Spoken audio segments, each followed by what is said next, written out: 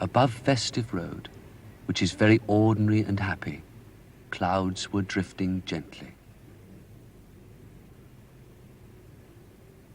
In Festive Road, things were moving not quite so gently. Children were blowing up balloons, and instead of tying the ends, they were letting the balloons go, so they rushed about until all the air was out of them. At his gate, Mr. Benn stood and watched the games. Then he looked up at the clouds. How gentle and free they look, he thought. Then he thought that it was time that he paid another visit to that special costume shop, which his adventures could start from.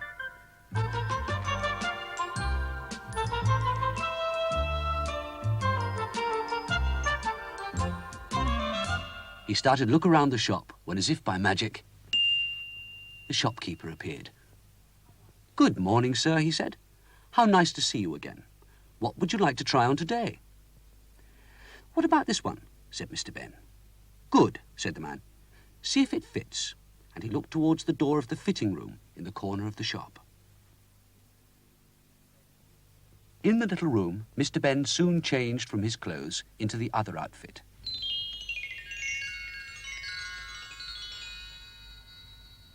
He stopped and admired himself in the mirror of the changing room. But not for long. He was too eager to go through the other door of the changing room, the door that would lead to... To what this time, wondered Mr. Benn. This time, Mr. Benn found he'd walked into a crowd of people. Wondering what the crowd was watching, he gradually managed to work his way to the front. There stood 6 balloons in a line. Very large, decorated balloons with baskets hanging underneath for people to stand in. The balloons had 2 men in each basket.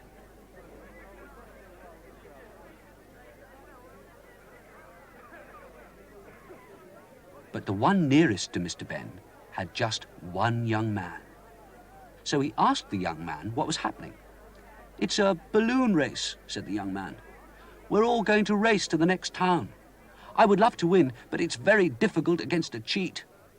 "Who cheats?" asked Mr. Benn. "Wicked Baron Bartram, the man with the tall hat in the next balloon." Mr. Benn asked why the young man was alone. "My friend suddenly had to go," said the young man. "I think Baron Bartram tricked him to make it more difficult for me." "Can I ride with you?" asked Mr. Benn. The young man was pleased, and Mr. Benn was soon in the basket of the balloon and was told how the balloon worked. "When we want to go up, we pull in the anchor. To come down, we let some of the gas out of the balloon from this tube at the bottom." Mr. Benn looked at the other balloons. Apart from the young man's and the Baron's, they all had extra bits on. One had 2 sails.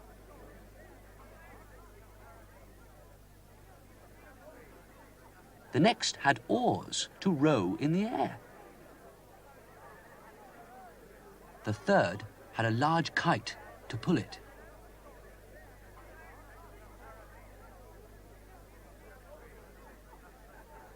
The fourth had a large propeller. "I couldn't afford any extra bits," said the young man. "Anyway, I don't trust Baron Bartram. I'm sure he's done something to the other balloon so that he can win." Just then, there was a shout from the man who was going to start the race. He held a pistol above his head. "What shall I do?" asked Mr. Benn. "When he fires the starting pistol, pull in the anchor rope," said the young man. "On your marks," called the starter. "Get set. Go!" Quickly, each balloon crew pulled in their anchor. Mr. Benn pulled his in. The balloon started to rise, then stopped. He looked over the side and he noticed the balloon had been tied to the drain pipe of a cottage. "I'll bet that was Baron Bartram," he said. He gave a hard tug on the rope and part of the drain pipe came up with the rope. "We'll return it later," said Mr. Benn. "It was the Baron, all right. Look at the other balloons. He's tried to stop us all." The first had lost one of its sails, and the balloon was spinning around in circles.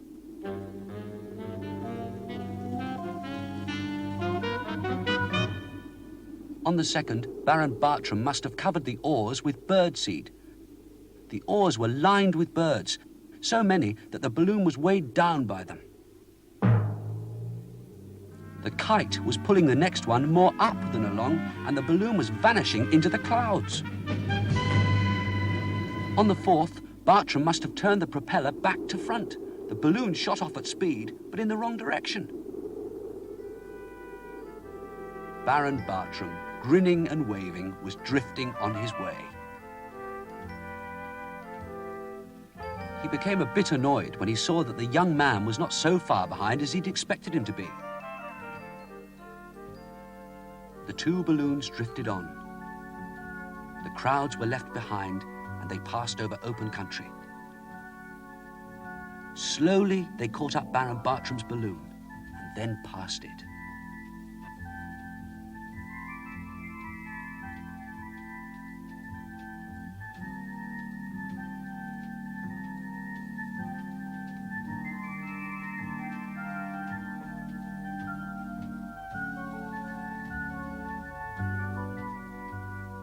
Mr. Benn loved the gentle movement. This, he thought, is how the clouds must feel.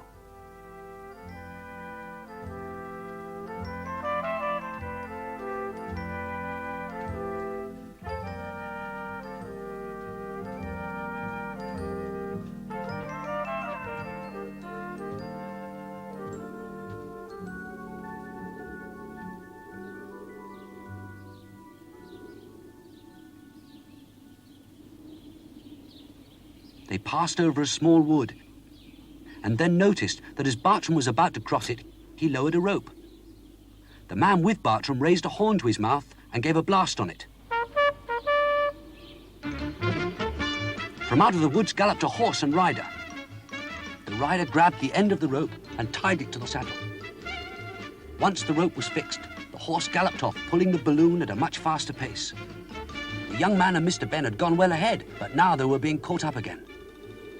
As Bartram passed, he gave a wicked grin and called, "Bad luck, but you don't really think I'd let you win, do you?" The young man watched Bartram get ahead and said, "There's nothing we can do now." "Perhaps there is," said Mr. Benn, and he picked up the piece of drain pipe that had snapped off at the start of the race. He fixed one end of the pipe against the place where the gas could be let out and pointed the other end behind them. Some gas was let out, and the balloon shot forward and then slowed again. "Again," said Mr. Benn.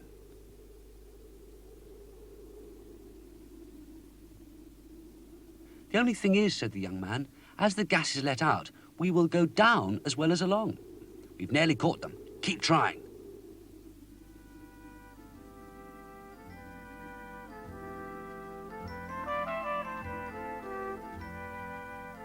An extra strong blast from the balloon sent it rushing along, but getting lower.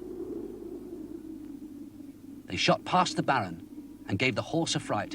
It reared in the air, threw off the rider, and then rushed away, taking Baron Bartram's balloon in the wrong direction.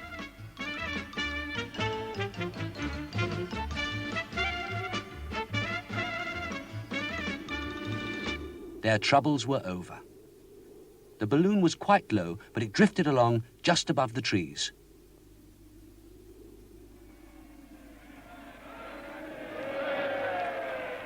Finally, with a gentle bump, it landed at the finishing post to win the race. The crowd cheered loudly.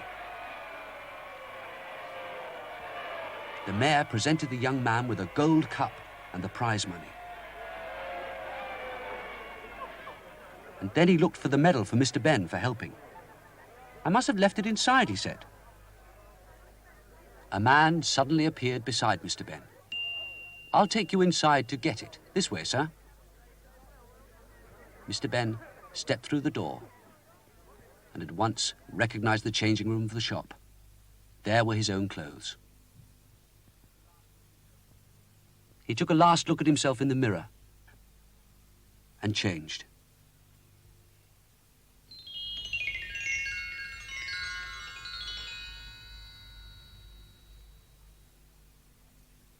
Back in the shop, he gave back the clothes. "Thank you, sir," said the shopkeeper. And then smiling, "I believe this is yours."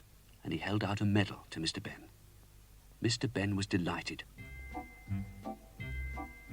At the door, he waved and said, "Thank you. See you soon." Mr. Benn was quite happy to be back in Festive Road with his feet on the ground. The boys were still playing with balloons, which now were tied up and just drifting.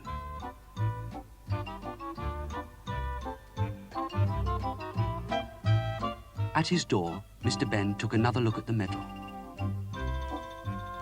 It had a picture of a balloon with a large number 1 on it. "I'll keep it with my other souvenirs," he said.